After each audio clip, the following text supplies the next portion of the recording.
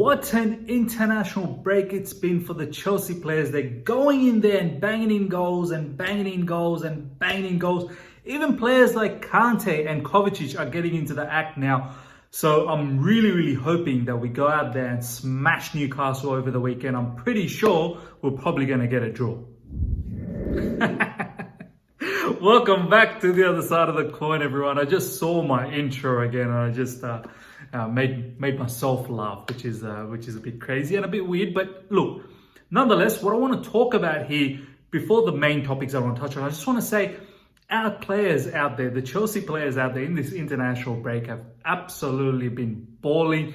Ziyech, goals, assists in every game he's played in. Kante has scored. Kovacic 2 goals, which we'll talk about.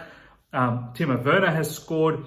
Have I missed anyone? Probably there are other players that have scored as well. But yeah, everyone's going out there and absolutely balling. Giroud is the other one. That's the one, because we are going to talk about Giroud as well. But yeah, it's great for all these Chelsea players having a very good international break and scoring goals and staying in form, which is fantastic for us and fantastic for Frank Lampard and us as fan base as well. Hopefully we can carry out this particular form and continue on with our good form that we had in the league just before the international break. So hoping that we get something out of Newcastle. I'm not hoping we get a draw against Newcastle. I'm truly hoping we get a win, because we've got Tottenham after that. And these are important games to get some wins and build our momentum until we face Tottenham. But guys, today what I want to talk about is really 3 things. Firstly, I want to talk about Olivier Giroud, big news about him and his international performance as well.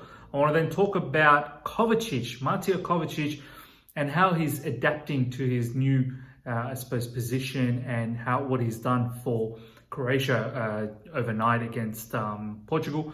And lastly, I want to talk about Ben Chilwell and some update about his injury that he took against Belgium a few days ago. So guys, first of all, Olivier Giroud, let's get cracking into it. News came about 24 hours ago saying that Olivier Giroud is possibly looking to leave in January. Now, look, this was probably inevitable, to be honest. I guess he's not getting enough game time, and I can understand why he's not getting enough game time as well, guys. I mean, Timo Werner is the number 1 striker. Tammy Abraham is, I suppose, the second striker. And now that Pulisic is injured, Timo Werner is playing sort of in the wide spaces, or sometimes even 2 up front with Tammy. So Tammy is now, starting. But, Timo is number 1. Tammy's probably number 2. That kind of leaves Giroud with pretty much not that much time.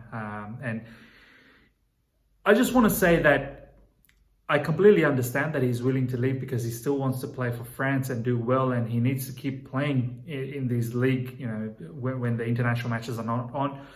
Yeah, kudos to France and the French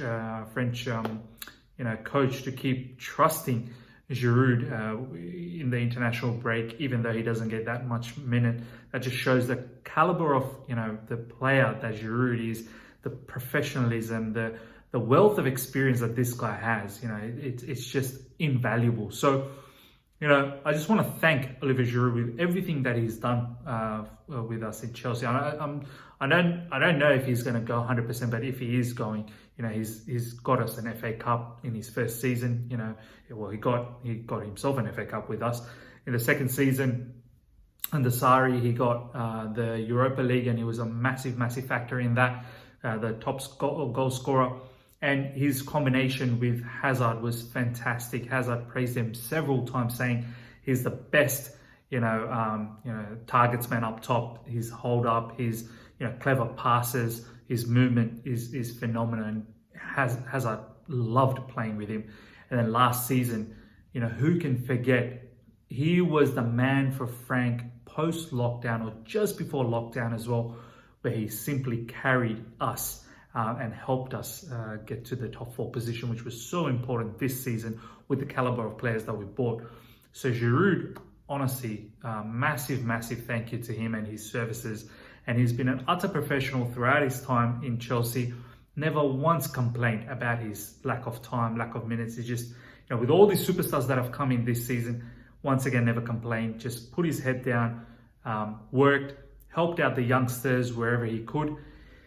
And yeah, I wish him all the best if he does go. No hard feelings at all. I can understand why, Tammy is number 2 because he is the youngster and he's got a long season ahead, hopefully, long career ahead, hopefully in Chelsea, and Giroud obviously coming to his twilight of his career. So that's a little bit about that. Giroud obviously scored a couple of goals overnight for France.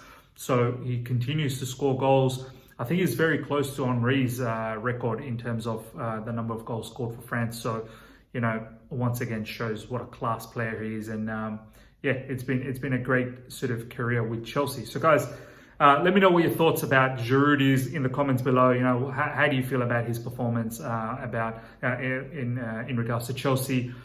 Do you think he deserves a bit more time, or do you think it's probably right for him to go now and continue his career elsewhere? So yeah, that's enough about that. Now I want to talk about Mateo Kovacic. Kovacic scored 2 goals overnight for Croatia against Portugal. And the caliber of goals that he scored was there were driving runs from midfield. First one was, he was sort of coming from midfield and he got into the box, got a nice pass cut back into him. And then his first shot was saved, but then with his second shot with his left, he got it in. And the second one, once again, it comes from midfield and a pass was squared just outside the box, and first time takes a shot, gets it in. Nice finish. So overall, this player to me, I think he's starting to adapt. Now, a lot of people have been saying that he was always an attacking 8. Look, I don't know what he was prior to joining us. I saw a little bit of him in Real Madrid, didn't see too much of him in Inter Milan.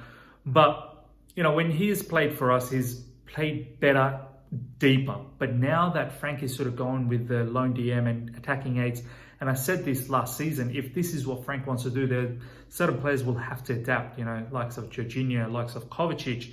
And Kovacic to me seems like he is willing to adapt and he's willing to change his game up and put himself as a contender of one of the attacking 8s in our team.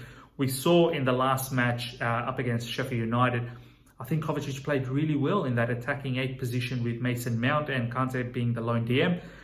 He got that assist for Tammy Abraham, and in the second half, I truly felt he played really well just before he got subbed off due to injury. And now for Croatia, he's doing similar things where he's scoring goals from midfield, late runs from midfield, driving runs as well. So I'm really, really happy to see that this player hasn't penciled himself down as just a deep lying playmaker and someone who just press resist and likes to pick up the ball from deep and just drive through midfield and then spray passes. He's willing to change that up, and he's willing to work hard, and he's willing to chip in with the goal. So this will be interesting to see with the games that are coming ahead for us down the track in the Premier League and in the Champions League. Exactly how many minutes does Kovacic get? Because obviously we've got Kai Havertz, we've got Mason Mount, who's a bit of an engine. He plays pretty much every game. So it'll be interesting to see our player of the season last season, how Frank sort of plays with him. So guys, let me know what your thoughts are about Kovacic. Do you think he will cut it as an attacking 8? Do you see him bringing more goals for us already? We're starting to see some sort of form coming through from him. So it's great news. Now, lastly, what I want to talk about, guys, is Ben Chilwell. He was injured against Belgium, got taken off in the first half, 38th minute, due to some back spasm. And I was worried. I was really worried that, I just, this player has an injury sort of, history, and I want him to be absolutely wrapped up and put away and come back to Cobham. But apparently he's up and running again and he's training for England. I don't know whether he's going to play for England. England plays later tonight, so I'm not really sure whether he plays. I'm hoping he doesn't play and that, he's somewhat fit against Newcastle for us over the weekend. But look, I won't be upset if he doesn't play over the weekend either, because I want him to be completely fit and be fresh for the Tottenham game. But, obviously he'll be missed. I don't want him to miss a game because he's such a pivotal, sort of critical player for us now in that left back position, because we simply don't have that kind of class, whether it be Alonso or Emerson. So yeah, guys, I'm hoping that it's great news that it's not a massive back injury or anything like that. He's back training, but I'm hoping he doesn't play and re-injure it, because it only happened a couple of days ago. So hopefully he's rested. So guys, let me know what your thoughts are. Would you like to see him, play for England and or even play for Chelsea in the weekend, or do you want him to be rested and be completely fit for Tottenham? I know international managers are having a tough time where they're getting a lot of pressure from the Premier League managers or any other sort of league managers. But this is what it is at the moment. These guys, the bread and butter is really from their league, and last thing you want is playing international matches, which I know they want to play, but getting themselves completely destroyed when they're already been injured a couple of days ago in a particular match. So yeah, guys, let me know what your thoughts are of this whole thing. And if you've enjoyed this video, guys, smash the like button. If you're here for the first time, subscribe and hit the bell notification to stay in touch with all my content. Please comment and like. See ya.